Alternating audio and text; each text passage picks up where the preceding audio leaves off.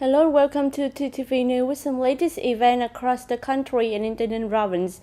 Ladies and gentlemen, on the morning of November 13, Mr. Yara Ratnam, Ambassador Extraordinary and Plenipotentiary of Singapore to Vietnam, and Mr. Bache Chiang, Consul General of the Republic of Singapore in Ho Chi Minh City, paid a cursory visit and held discussion with leaders of the province. Attending the working with delegation, there were Mr. Nguyễn Thành Tâm, members of the Party Central Committee, Provincial Party Secretary and Chairman of Provincial People Council, as well as Mr. Nguyễn Hồng Thành, members of Provincial Party Standing Committee and Permanent Vice Chairman of Provincial People Committee. During the meeting, Mr. Nguyễn Thành Tâm expressed his pleasure in welcoming Ambassador Chacha Ratnam and the Singaporean delegation to visit and hold discussions with the provincial leaders. He also highly praised Singapore's investment projects in TayNinhTV, which have significantly contributed to the socio-economic development of the province. This is a vibrant testament to the cooperative and friendly relationship between Vietnam and Singapore, especially in economic development. He also expressed hope that Ambassador Chacha Ratnam, in his role, would foster and expand cooperative relations between Vietnam and Singapore, and specifically between TayNinhTV and Singaporean enterprises in high-tech industrial and agricultural development. Expressing his appreciation for the warm welcome from TayNinhTV's provincial leaders, Ambassador Chacha Ratnam praised the province's achievements in socio-economic development. He also thanked the provincial leaders for their strong support and attention to Singaporean enterprises investing in the region. In addition, he hopes that in the future, cooperation between TayNinhTV and Singaporean enterprises will be expanded, particularly in the export of agricultural products, especially chicken meat and eggs, to the Singaporean markets. Ladies and gentlemen, the Department of Labor, Employment and Social Affairs, in coordination with the University of Labor and Social Affairs, Campus 2 in Ho Chi Minh City, has organized training session to provide knowledge, skill monitoring practice, and learning skill essential for implementing the 2024 National Target Program for Sustainable Poverty Reduction in the province.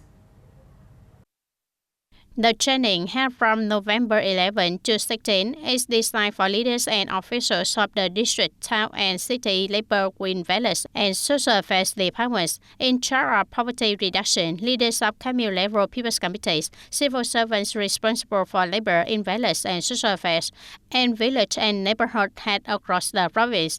Participants are introduced to poverty reduction issues, the National Targets Program for Sustainable Poverty Reduction for 2021-2025, livelihood diversification, poverty reduction model development, poverty reduction policy dialogues, and monitoring and evaluation for the 2021-2025 National Targets Program for Sustainable Poverty Reduction.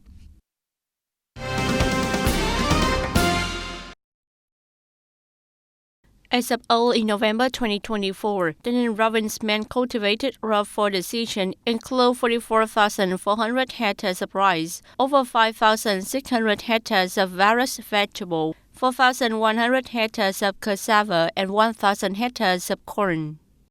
Currently, over 5,600 hectares of seasonal rice, more than 530 hectares of various vegetables, and nearly 170 hectares of corn have been harvested.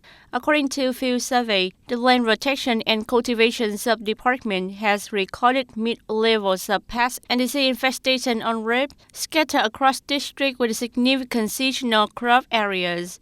Specifically, rice ribs have shown signs of leaf blast, small leaf roller, and black husk disease in rice field in Bến Cầu, Châu Thành, and Trà My Town. Cassava mosaic disease in Tân Châu and Tân Miên district, corn aphid in TayNinhTV City, and aphid free and whitefly also south in Tân Châu and TayNinhTV City. All infestations are at mid-levels, posing no threat to rough use. Ladies and gentlemen, in recent years, Goyo District has mobilized and effectively utilized resources to invest the technical infrastructure development according to urban standards. This can be seen as the preparatory step to install Goyo as an urban area within Zone 1 according to TayNinhTV province 2021 to 2030 plan with a vision to 2050. Goyo district is located in Zone 1 of TayNinh's plan, serving as the southern gateway connecting TayNinh with Ho Chi Minh City and other provinces in the southern key economic region. It plays a vital role in the urbanization of the province. This zone focuses on industrial and service-based urban development, extending connections to yielding lake and high-tech agriculture, with TayNinh's development center being the triangle of Trang Bang Phước Đông Goyo. In recent years, Goyo has effectively mobilized resources to invest in technical infrastructure according to urban standards. Priority has been given to urban planning with a proactive approach to ensure integration, predict future role, and develop technical and social infrastructure to maximize the region's potential and advantages within its team-specific goals. What impresses me most is the investment in infrastructure and new rural development. I'm very satisfied with the visible improvements in Goyo's development. The highlight of the district is the investment in infrastructure with modern rural areas. Currently, TayNinh has chosen the inter-district Zone 1 as the key area for planning. Goyo district had favorable conditions for urban development. Urban development in Goyo has been facilitated by the 2020-2025 district and provincial party Congress resolutions, both of which include urban development programs for Goyo. This is a favorable conditions for us to focus on building the urban development program. In the near future, with successful implementation of the provincial plan, Goyo district will become a region of industrial growth and service-based urban development, connecting with Yielding Lake and high-tech agriculture. This development will place the district within the Trang Bang Phước Đông Goyo triangle, serving as a political, economic, cultural, historical, commercial, service, and tourism center in the south of the province, as well as a hub for industrial and agricultural activities. On the afternoons of November 14, the Goyo District People Committee had a scientific workshop on DOSA for South Zone designation for the communes of Thanh Đức, Hiệp Thạnh, Thanh Phước, and Phước Thạnh. The workshop aimed to assess and finalize the documentation for recognizing these communes of South Zone under Decision number 897 issued by the Prime Minister. The event was attended by Ms. Nguyễn Thị Thanh Nhàn, Deputy Director of the Department of Internal Affairs, and the Deputy Head of Steering Committee for implementing Decision number 897 dated May 27, 2016 by Prime Minister. The workshop provided the opportunity for delegate and local authority to review and discuss the criteria and documentation required to recognize Thanh Đức, Hiệp Thạnh, Thanh Phước, and Phước Thạnh as South Zone. It's oriented for security and national defense. This recognition also aims to build a solid foundation for the sustainable development for these communes in the future. Commune proposed for South Zone recognition must meet region criteria related to security, defense, infrastructure, and stable environment. South Zones are a strategic element for national security, creating buffer area to respond to emergency situations. During the workshop, delegates shared the survey result, scientific research finding, and initiative improvement to have Thanh Đức, Hiệp Thạnh, Thanh Phước, and Phước Thạnh meet the requirement for South Zone recognition in the coming period. The commands of Phước Tân Border Guard Station reported that early on November 14, the unit intercepted a smuggling operation involving 5,000 packets of foreign rhetoric from Cambodia to Vietnam, apprehending one suspect and seizing 2 motorcycles.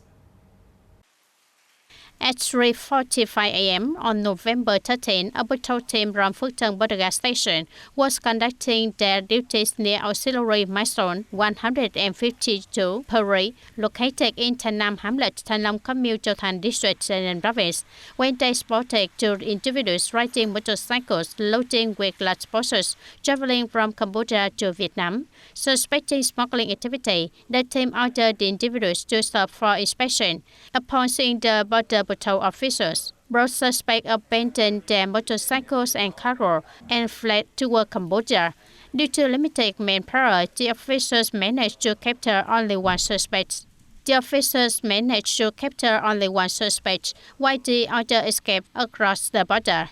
Upon apprehension, the suspect identified himself as Huỳnh Văn Cung, born in 1988, residing in Thanh Dong Hamlet, Thanh Long Commune, Châu Thành District. 5 boxes he was transporting contained foreign cigarettes, 1,500 pairs of the hero brand, and 1,000 pairs of the jet brand.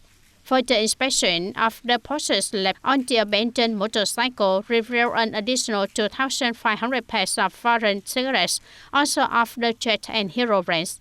During questioning with authorities, subject Huỳnh Văn Cung confessed that a Cambodian man had hired him to transport the goods across the border and leave them in a rubber plantation for another individual to collect. If successful, Cung would receive a transportation fee of 150,000 Vietnam dong per trip. The case is currently under further investigation by Phước Tân Border Gas Station.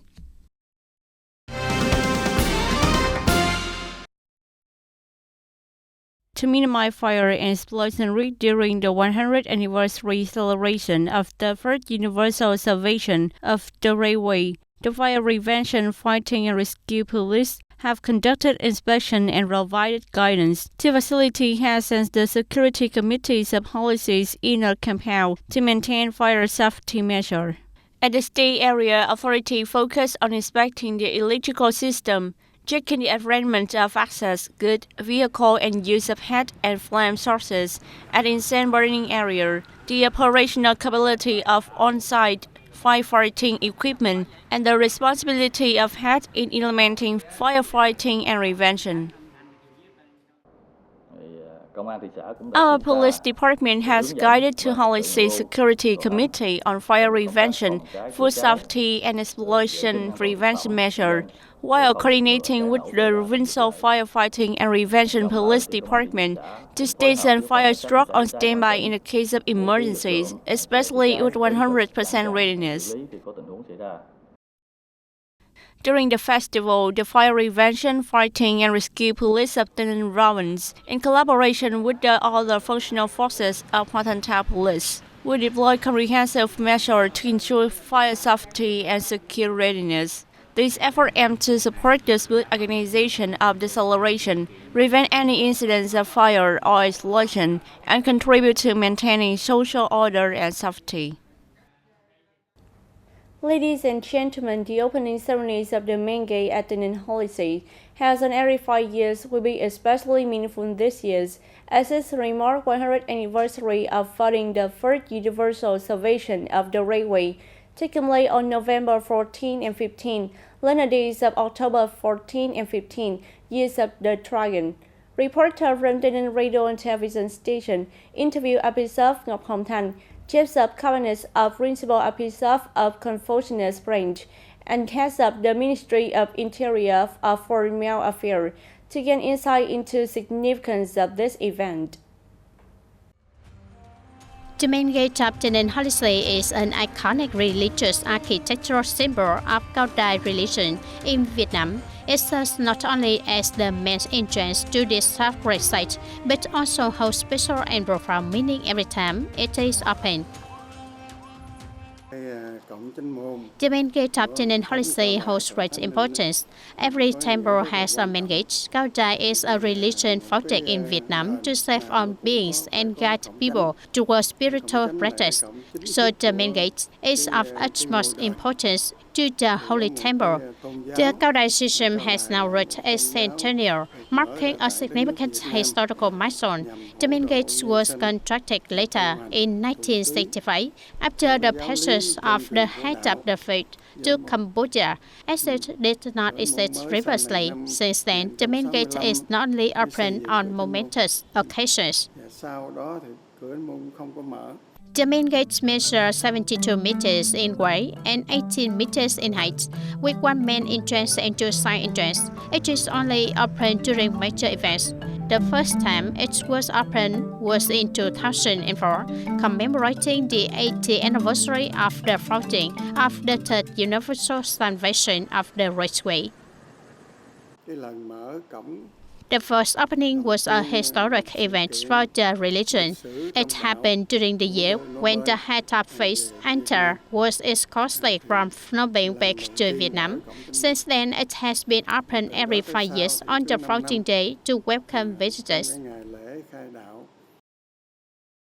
The 100th anniversary celebration of the founding of the Third Universal Salvation of the Right-Way will take place on November 14 and 15, lunar days of October 14 and 15, year of Dragon. This is a significant event for the clergy, officials and followers of Cao Đài system in Tây Ninh. On the occasion of 94th anniversary of Vietnam Violent Front Traditional Day, November 18, 1930, November 18, 2024, General Secretary Tô Lâm attended and celebrated with residents of Quang Thanh Ward, Baden District, Hanoi, during the National Race Unity Day. Expressing his joy at joining the Unity Day celebration in local community, the General Secretary emphasized that the strong and the national race unity lock remain one of the most essential and powerful resources for the party, the people, and the army to overcome all difficulty and challenges, ensuring the success of national renewal and development effort, and building the peace, cultural, civilized, and modern capital. The General Secretary encouraged residents to continue upholding the revolutionary tradition, enhancing the valuable tradition, cultural identity, and strength of national unity. He urged everyone to work alongside the local party and government to build Quang Thanh Ward, Baden District, and the whole of Hanoi into prosperous culture and modern areas. With the Baden District, a stand tradition as historic cultural district of the capital and as peaceful districts of the city for peace. On this occasion, General Secretary Tô Lâm presented gifts to the party members with over 70 years of membership in Quang Thanh Ward. Party, National Assembly, and state leaders also gave numerous gifts to local residents. According to the Ministry of Information and Communication, 732 government phone numbers have been registered with caller identification for direct communication and organization and individual to serve official purposes. This means that if people receive calls from 10 digit numbers starting with 03, 05, 07, 08, or 09, claiming to be from the government agency but without a caller ID display, they should be cautious and avoid following any instructions from such calls. This is a sign of impersonation calls aimed at fraudulent activities. Dear audience, Hanoi possesses architectural work that have endured through time. Revitalizing this heritage site would this make positive contribution to building and developing the creative city. This topic was the focus on discussion held on the morning of November 14 at the National Museum of History, titled Architectural Heritage in Creative City. Hanoi, with its over 1,000 years legacy as a nation center, is a home to diverse physical landmarks, including architecture structure that form a unique heritage, giving the city an appealing urban landscape. Notably, structure along the Lý Thái Tổ and Lê Thánh Tông Trang Điền corridor serve as the foundation for the modern Hanoi, dating from the late 19th century to the second half of the 20th century. Under the theme Reading Life into Architectural Heritage in a Contemporary Flow, the discussion analyzed practical experiences in integrating architecture heritage into creative activity, transforming this space into cultural interaction that appeal to residents and visitors. This year, for the first time, several heritage sites in Hoàng Kim District have become genuine creative space, drawing in tourists. This is the first time that a heritage cluster and agricultural work, such as the State Bank of Vietnam and the former Indonesia University, now the Universities of Natural Sciences, and the non-government building have been introduced to the public as creative pieces. Upon entering these spaces, one is wearing both Western and Eastern architectural influences, showcasing traditional Vietnamese art design from the indicate phonetic motif to inscription. I want to surprise the audience, allowing them to hear the story of these architectural works. Creative Design Week is taking place at various locations with contributions for architects, scholars, and artists, underscoring Hanoi's dedication to preserving and promoting the unique architectural heritage on its journey to becoming a creative city. With a land of conservation and development, Hanoi promises to be an ideal destination for those who appreciate the fusions of history and creativity. And that's all for today, TTV News. Thank you for being with us, and goodbye for now.